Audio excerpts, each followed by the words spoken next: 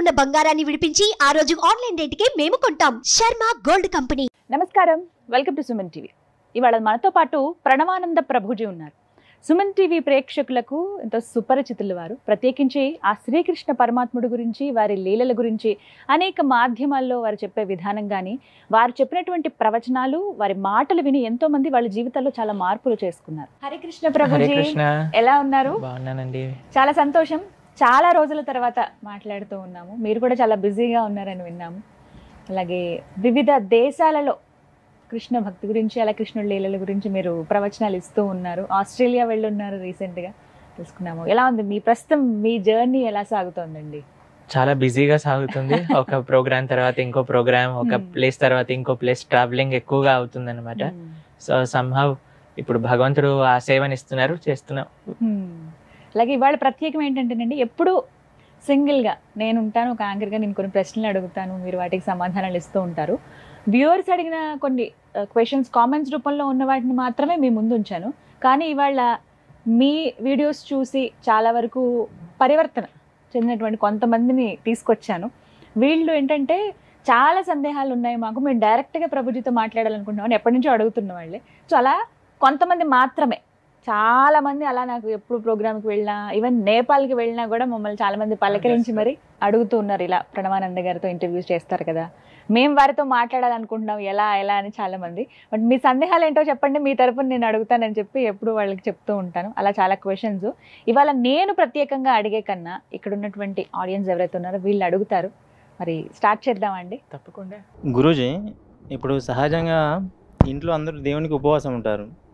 Saturday అని, Tuesday అని ఉపవాసం ఉంటారు. ఇప్పుడు ఉపవాసం ఉండడం వల్ల మన ఉన్నట్టు దేవునికి అనుగ్రహం మనపైన ఏమైనా ఉంటుందా?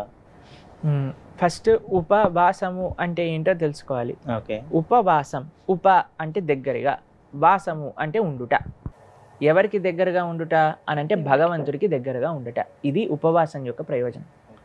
మరి తిండి ఎందుకు మానేయాలి అని చెప్పారు అని అంటే, మీరు చూడండి, ప్రొద్దున లేవంగానే ఏం టిఫిన్ ఈరోజు అనగానే పాపం ముందు రోజు రాత్రి నుంచి ఇడ్లీ పిండి రుబ్బి, ఆ ఇడ్లీ పిండిని తీసి దాన్ని ఫ్రిడ్జ్లో పెట్టి, ఈరోజు ఇడ్లీ ఒకటేనా, చట్నీ సాంబార్ లేదా, చట్నీ సాంబార్ కూడా చేస్తున్నా, చట్నీ చేసి సాంబార్ చేసి, కారపొడి లేదా, కారపొడి కూడా తెచ్చి 10 ఇడ్లీలు తినేసాక తర్వాత నెక్స్ట్ క్వశ్చన్ ఏముంటుంది, మధ్యాహ్నానికి ఏం వండుతున్నావు, మధ్యాహ్నానికి ఇదండి, మళ్ళీ కూరగాయలు తెచ్చుకోవటం, కట్ చేయటం, వండటం, మళ్ళీ పెట్టడం, తినంగానే ఏమొస్తుంది, కొద్దిసేపు పడుకొని వస్తాను అని పడుకోవటం, మళ్ళీ సాయంత్రం పూట లేసాం కానీ చాయ్ కావాలి, బజ్జీలు కావాలి, అవి కూడా తింటాం, మళ్ళీ డిన్నర్ ఏంటి, డిన్నర్ చేస్తాం, పడుకో. ఎంత సమయం రోజుకి ఈ తిండి గోలలో పోతుంది తెలుసా మీకు? ఈ తిండిని కొద్దిగా ఒక్కరోజైనా దూరం పెడితే మనకి ఇంత సమయం మిగులుతుందో. రే ఇంత సమయం ఏంటి, ఈరోజు ఏం లేదా నాకు చేయడానికి, ఏం లేదయ్యా నువ్వు మానేసింది తిండి మాత్రమే, ఇంత సమయం మిగిలిపోతుంది మనకి. కాబట్టి ఉపవాసం యొక్క మెయిన్ ప్రయోజనం ఏమిటి అని అంటే, ఏదో ఒక పొద్దు ఉండటమో తిండి మానేయటమో కాదు. ఉపవాసం యొక్క మెయిన్ ప్రయోజనం భగవంతుడికి దగ్గరగా ఉండుట. అప్పుడు ఏవేవి నీ టైం కిల్లర్స్, నీ జీవితంలో ఏది నిన్ను భగవంతుడి దగ్గర నుంచి దూరంగా ఉంటుందో వాటన్నిటిని ఆపేయి ఆ రోజు. కానీ ఉత్తి తిండి మానేసి ఎప్పుడు పడుకుంటూ ఏంటి గుడికి రావాలి, లేదు నీరసంగా ఉంది, అసలు నాకేం శక్తి లేదు, వేస్ట్ అయిపోయినట్టే.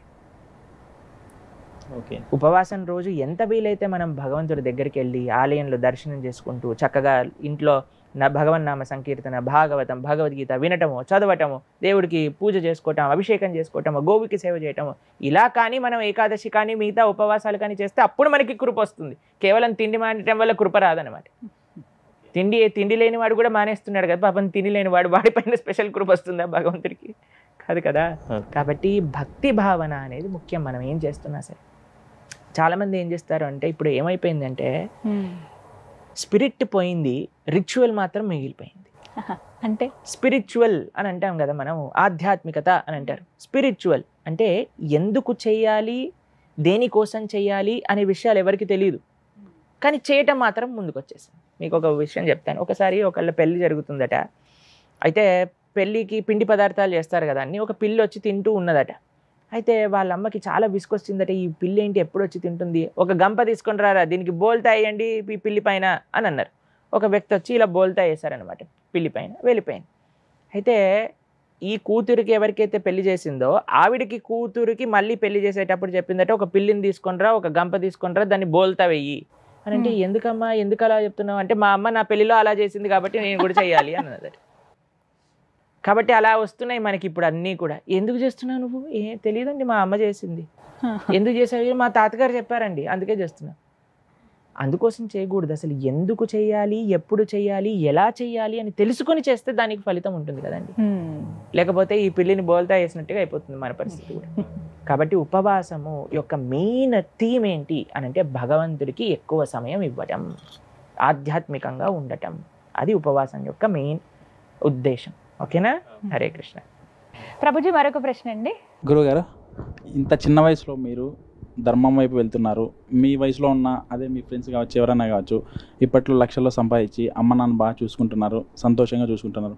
మీరు ధర్మం వైపే వెళ్తున్నారు అంటే ఇంత చిన్న వయసులో మీరు ఇలా ఎంచుకోవడానికి రీజన్ ఏమని చెప్తారా? మేము ఈ చిన్న వయసులో కాదు, మేము 7th స్టాండర్డ్ చదువుతున్నప్పుడు చెప్పాము మా అమ్మ వాళ్ళకి నేను సన్యాసం తీసుకుంటాను అని. అప్పుడు వాళ్ళు అన్నారు, వద్దు నాన్న 10th వరకు చదువు, తర్వాత వెళ్ళు అన్నారు. సరే అని 10th పూర్తి చేశాను. తర్వాత చెప్పాను, ఇప్పుడు వెళ్ళాలా అని అంటే, ఇప్పుడు వద్దు నాన్న కొద్దిగా ఇంటర్మీడియట్ చదువు అన్నారు. సరే అని ఇంటర్మీడియట్ అయిపోయాక నేను చెప్పాను, ఇప్పుడు వెళ్ళొచ్చా సన్యాసం తీసుకోవడానికి? వద్దు, ఇంజనీరింగో మెడిసినో ఏదో ఒకటి నీకు నచ్చింది, దాని తర్వాత వెళ్ళు. సరే అని ఇంజనీరింగ్ పూర్తి చేశాను. దాని తర్వాత జాబ్ వచ్చింది. దాని తర్వాత అమ్మ నాన్న కొన్ని రోజులు వర్క్ చేశాక చెప్పా, అయ్యా నేను వెళ్ళాలనుకుంటున్న ఆశ్రమానికి, మీకు ఏమన్నా డబ్బులు కావాలంటే సంపాదించి ఇస్తాను, నాకు మీ దగ్గర నుంచి ఒక డబ్బు కూడా అవసరం లేదు, నీకేది ఆనందం అయితే అది చెయ్యి నువ్వు అని చెప్పారు. మా అమ్మ నాన్న ఇద్దరు నన్ను ఫుల్ ఆశీర్వదించి పంపించారు ఆశ్రమానికి.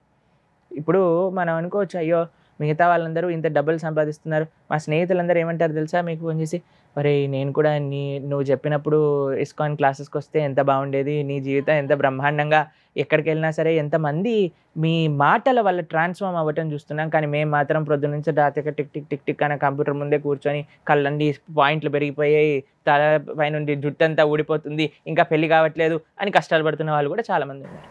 ఇప్పుడు మా అమ్మ నాన్న ఇలా అనుకోండి, they are so proud parents. ఏ ప్రోగ్రామ్ అయినా హైదరాబాద్లో వాళ్ళు వస్తారు, మేము వాళ్ళకి ఎక్కడికి వెళ్ళినా సరే, ఓ వీళ్ళు ప్రణవానంద దాస్ గారు అమ్మా నాన్న పదండి స్పెషల్ దర్శనం ఇప్పించాలి అని ఆలయంలోకి తీసుకెళ్ళిపోతారు. కాబట్టి దే ఆర్ సో హ్యాపీ. మొదటిసారి మీరు స్టూడియోకి వచ్చినప్పుడు కూడా మీ నాన్నగారు, మా నాన్నగారు ఫస్ట్ టైం ఇంటర్వ్యూ చేయడానికి వచ్చినప్పుడు మా నాన్నగారు వచ్చి దింపి అన్ని చూసుకొని వీడిని బాగానే అన్ని చేస్తున్నారా అని తీసుకెళ్ళి వెళ్ళారనమాట. సో ఇప్పుడు మీకు ఒక విషయం చెప్తారు, మీరు చిన్న వయసు అని అంటున్నారు కదా, ఎవరికి చిన్న వయసు, ఎప్పటికీ చిన్న వయసు? మనం ఎన్ని కోట్ల జన్మలు వెళ్ళిపోయాం ఈ జన్మలో, కానీ మనం వెయిట్ చేస్తే పెద్దగా అయ్యే వరకు ఉంటామో లేదో ఎవరికి గ్యారంటీ ఉందండి. కాబట్టి ఇప్పుడు మనకి సమయం ఉన్నప్పుడు దాన్ని భగవంతుడికి సేవ చేయాలి అని ఒక సంకల్పం ఉండింది మాకు. తర్వాత ఇప్పుడు మీరు ఒక్క విషయం చూడండి, ఇప్పుడు నేను ఈ ఏజ్లో ఉన్నాను కాబట్టి ఇంత తిరగలుగుతున్నా, ఇన్ని ప్రోగ్రామ్స్ చేయగలుగుతున్నా ప్రొద్దు నుంచి రాత్రి దాకా. అదే నేను ముసవాడు అయిపోయాక ఏంటంటే ఇంటర్వ్యూస్ గీతాంజలి గారు పిలుస్తున్నారు అని అంటే అంబులెన్స్ కూడా పక్కన పెట్టు, ఏమవుతుందో లేదో తెలియదు అన్నట్టుగా ఉండాలి.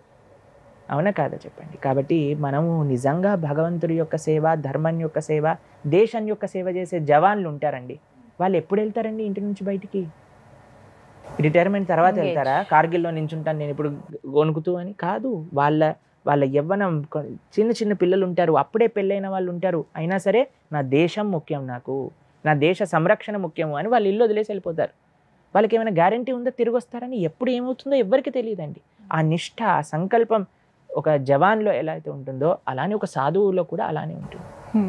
జవాన్ అనే ఆయన ఎలా అయితే దేశాన్ని పరిరక్షిస్తున్నారో, సాధువు అనేవాడు ధర్మాన్ని రక్షిస్తూ ఉంటారు. కాబట్టి అందరికీ కూడా ఎంత చిన్న వయసులో నుంచి అందరు మాలాగా బ్రహ్మచర్య ఆశ్రమం తీసుకోమని చెప్పటం లేదు, కానీ ఎంతమంది ఎంతవరకు తమ బాధ్యతలు నిర్వర్తిస్తూ ధర్మం యొక్క సేవ చేయగలిగితే అంత మంచిది. ముఖ్యంగా యూత్ రావాలి, అదే సంకల్పం. ప్రస్తుత సమాజంలో యువతీ యువకులు వాళ్ళు చేసే చేష్టలు కావచ్చు, ఏదైనా కావచ్చు, వారందరికీ మీరు చూస్తూనే ఉంటారు. మీరు ఇప్పుడు తెలియని వారు లేరు, మీరంటే తెలియని వారు లేరు, చూడని వారు లేరు. సో మీరు ఏదైనా చెప్తే, ఒక మెసేజ్ చెప్తే చాలా రీచ్ ఉంటుంది. సో యువతీ యువకులకు మీరేం చెప్పదలుచుకున్నారు? మేము ఈ ప్రస్తుత సమాజంలో ఎప్పుడైతే యూత్ని చూస్తామో మాకు చాలా కన్సర్న్ అనిపిస్తుంది, చాలా బాధ వేస్తుంది. ఎందుకు అనంటే చాలామంది మంచి వాళ్ళు ఉంటారండి, కానీ వాళ్ళకి మంచిని చూపించే వాళ్ళు తక్కువైపోయారు. మేము చూస్తాం మా క్లాసెస్లో, నిన్నే మాకు యూత్ క్లాస్ జరిగిందని, ఎవ్రీ ఫ్రైడే యూత్ క్లాస్ చేస్తాం. అయితే ఎంత సిన్సియర్గా ఉంటారంటే పిల్లలు, ఎంత డెడికేటెడ్గా వస్తారు, ఎంత డెడికేటెడ్గా వాళ్ళకి వినాలి, గీత భాగవతాల్లో ఏం చెప్పాను నేను నేర్చుకోవాలి. ఎందుకంటే వాళ్ళు ప్రస్తుత సమాజం అంతా చూస్తున్నారు కదా, ఎలా సమాజంలో ఉండే వాళ్ళందరూ ఎలా బాధపడుతున్నారు, ఎన్ని సుఖాలు వచ్చినా సరే ఎలా వాళ్ళకి సాటిస్ఫాక్షన్ అనేది రావట్లేదు. మేము ఆస్ట్రేలియాలో ఉన్నప్పుడు ఎవరైతే హోస్ట్ ఉన్నారో మాధవ్ గోపాల్ ప్రభు వాళ్ళకి చిన్న డాటర్ అనమాట, 4th grade చదువుతుంది, అరిత్రి ఆవిడ పేరు. అయితే చెప్తుంది, ప్రభుజీ मैं जब बड़ी हो जाऊंगी, जब मैं हाई स्कूल में जाऊंगी, सिर्फ गर्ल्स स्कूल में जाऊंगी అని అన్నది. అయితే నేనన్నా ఏమైంది, ఎందుకు అలా అంటున్నావు అంటే, ఉదర్ బహుత్ మాహౌల్ ఖరాబ్ హై ప్రభుజీ అని అన్నది అనమాట. నేనన్నా ఓరే నీకెట్లా తెలిసే, నువ్వు ఇంకా 4వ స్టాండర్డ్ చదువుతున్నావు అంటే, దేక్తే అయినా ప్రభుజీ, మేము వెళ్ళినప్పుడు చూస్తాం కదా అసలు ఎలా ఉంటుందో. కాబట్టి నేను ఎప్పుడు కో ఎడ్యుకేషన్ స్కూల్కి వెళ్ళను, నేను గర్ల్స్ స్కూల్కి అయినా వెళ్తే లేదా హోమ్ స్కూలింగ్ అయినా చేస్తున్నా అని చెప్తుంది అనమాట. అది 4th grade. కాబట్టి సరి అయిన మార్గంలోకి వెళ్తే మనం సేఫ్గా ఉంటాము. కానీ తప్పుడు దారి పెట్టుకున్నాం అనుకోండి, కొన్నిసార్లు మీకు తెలుస్తుంది, రైలు పట్టాలు మధ్యలో ఏదైనా తెగిన ప్రదేశం ఉందనుకోండి, అలాంటి రైల్లో మనం ఉన్నాం అనుకోండి, రైలు బోల్తా పడిపోయినవి, యాక్సిడెంట్ అయినవి ఎన్నో ఇన్సిడెంట్స్ మనం చూస్తూ ఉంటాం. కాబట్టి మనం రాంగ్ ట్రాక్, రాంగ్ ట్రైన్లో ఎక్కకూడదు. మనం జస్ట్ మంచి వాళ్ళ యొక్క సాంగత్యంలోకే సజ్జన సంగతి రేఖ భవతి భవార్నవ తరణే నౌక అని అంటారు. జస్ట్ మీరు గుడ్ అసోసియేషన్ అని ట్రైన్ ఎక్కాలి చాలు, అది జాగ్రత్తగా మనల్ని తీసుకెళ్తుంది. కాబట్టి యువతి యువకులకి మేము ముఖ్యంగా ఇచ్చే సందేశం ఏంటి అంటే, మీరు ఎన్ని ట్రై చేసినా సరే, ఎక్కడ ఆనందం కలుగుతుంది అని ఎంత బ్రతికినా సరే, భగవంతుడి దగ్గర ఉండే ఆ సుఖము, సంతోషము, నిష్ఠ, సర్వీస్లో ఉండే నిష్ఠ, సర్వీస్లో ఉండే సాటిస్ఫాక్షన్ తీసుకోవటంలో ఉండదు. మీరు సేవ చేయండి ధర్మానికి, దేశానికి, ఒక సర్వీస్ మోటివేషన్తో, సెల్ఫ్లెస్నెస్ అనేది కానీ మీరు ఏర్పరచుకుంటే, మీరు తప్పకుండా ఒక మంచి భారతదేశ సిటిజన్ అవ్వే అవకాశాలు ఉన్నాయి. దేశానికి, ధర్మానికి కాంట్రిబ్యూట్ చేసే ఒక అవకాశం ఉంటుంది. ఓకే, హరే కృష్ణ.